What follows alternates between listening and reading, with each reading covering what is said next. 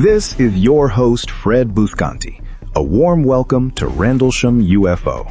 If you've been following us in the previous episodes, you'll know we've covered stories as told by those involved and followed the paper trail from Britain's Ministry of Defense until the story broke in the newspapers.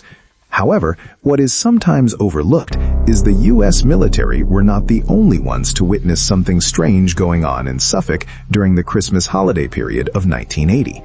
Several local people are also on record as having seen something strange. Gary Collins, who lived in Capel St. Andrew, recounted an unusual experience during the Christmas holiday period, although the exact date is unclear.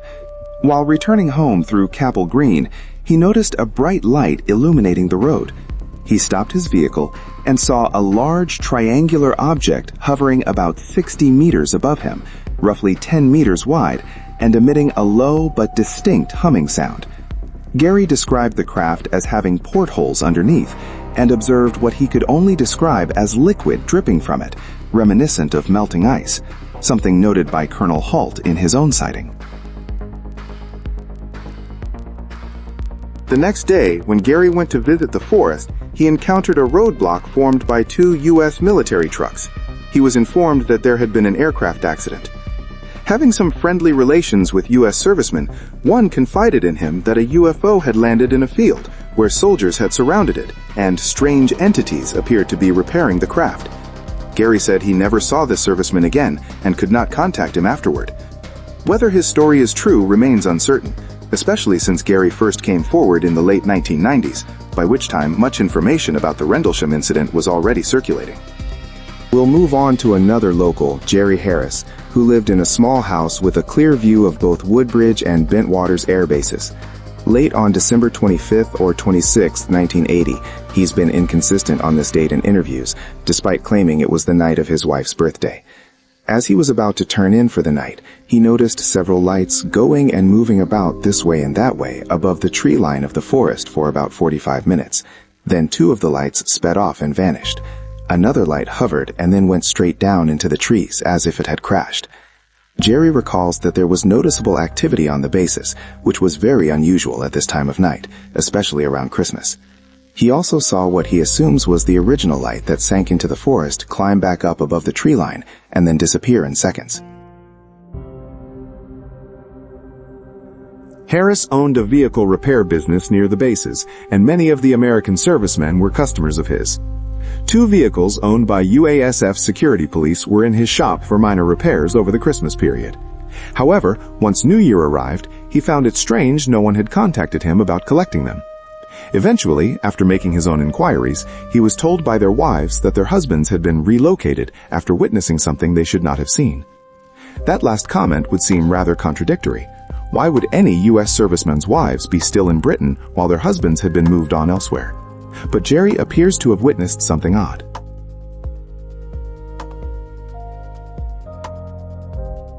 Another local witness was Gordon Levitt. A game warden lived in Orford near Woodbridge on the edge of Rendlesham Forest. He was out walking his dog on what he believes to have been December 27th, 28th, or 29th when he saw a UFO that looked like an upside-down mushroom with a greenish-white glow. He told CNN in 1984. First of all, it looked as though it was an aircraft. The light was coming in. It appeared to be quite slow, and then it speeded up, and it came towards the lodge, and the closer it got, the more I realised it was not an aircraft. At the moment, we're standing on the Orford Quay, and quite clearly you can see the lighthouse over there flashing, and the light from the UFO was totally nothing like the light from the lighthouse.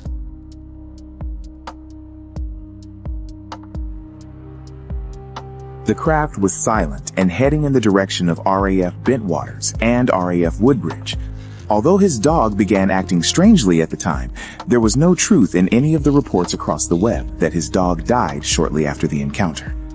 Finally, Roy Webb. Roy was a local antique dealer on his way home with his wife and daughter from a Christmas get-together with family. In the early hours of Boxing Day, December 26th, they were approaching Woodbridge when their daughter Haley spotted something in the sky that appeared to be following their car. They pulled over and stopped the vehicle, and they saw what they described as a silent red globe that appeared to stop and hover for a minute or so, and then disappeared in the blink of an eye. 1 minute it was there, the next it was gone. The family continued their way home, unaware for years of the incident unfolding around them.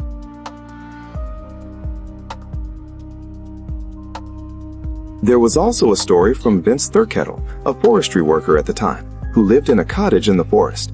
He wasn't witness to any strange goings-on, but he was made aware of it all when two men in suits approached him.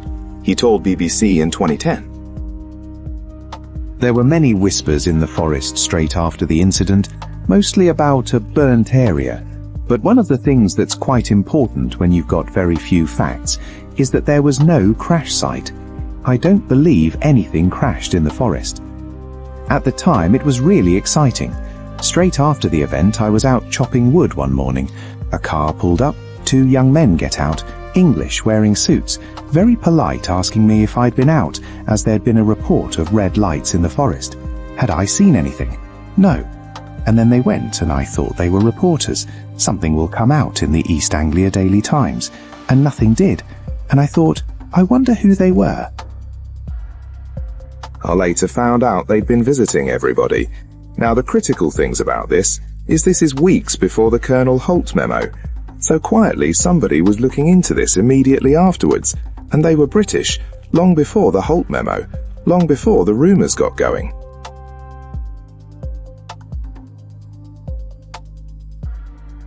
Thurkettle's assumption that these men were journalists could well be correct. We know local police had been called out, and someone there may well have tipped off the local newspapers. But we also know that the author of The Rendlesham File, Andrew Pike, was also in the area on the 30th December 1980. I shall quote from his book. Following the cosmic fireworks display of Christmas 1980, I received a call from an astronomer living in Suffolk, close to Rendlesham Forest. I was not too familiar with the forest, but it would soon become prominent in my life, too prominent.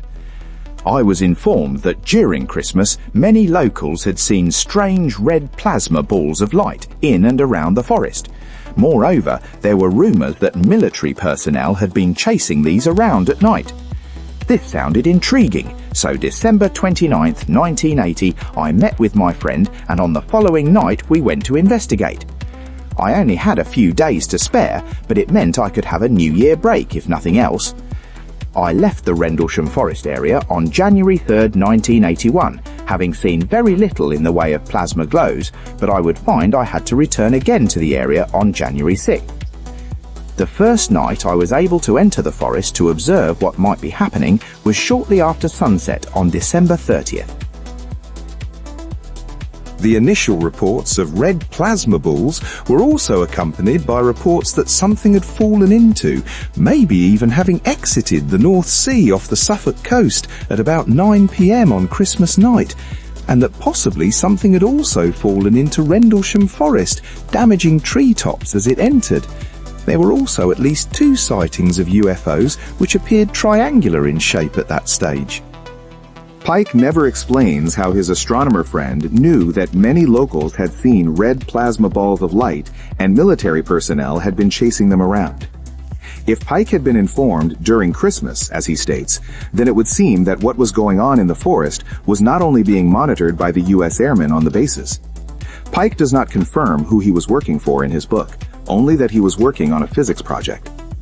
The area surrounding Bentwaters and Woodbridge is sparsely populated, and in the main, sightings occurred in the early hours of the morning, so maybe it is not surprising there are only a handful of civilian witnesses, and their stories vary somewhat from those of the American military witnesses. But it is also apparent that talk of something odd going on in the forest had reached British ears long before Colonel Holt's memo dropped onto a desk in Whitehall. We'll return to this topic if we can in later episodes of Rendlesham UFO. But for now, this is Fred Buscanti signing off. Don't forget to subscribe. And we'll play out with this rip-roaring rock song from Rendlesham the Musical. It's The Crash and Lies in Rendlesham. Headlights cut the Christmas Christmas star, a humming on the Capitol Green. A triangle above the park, something dripping in between.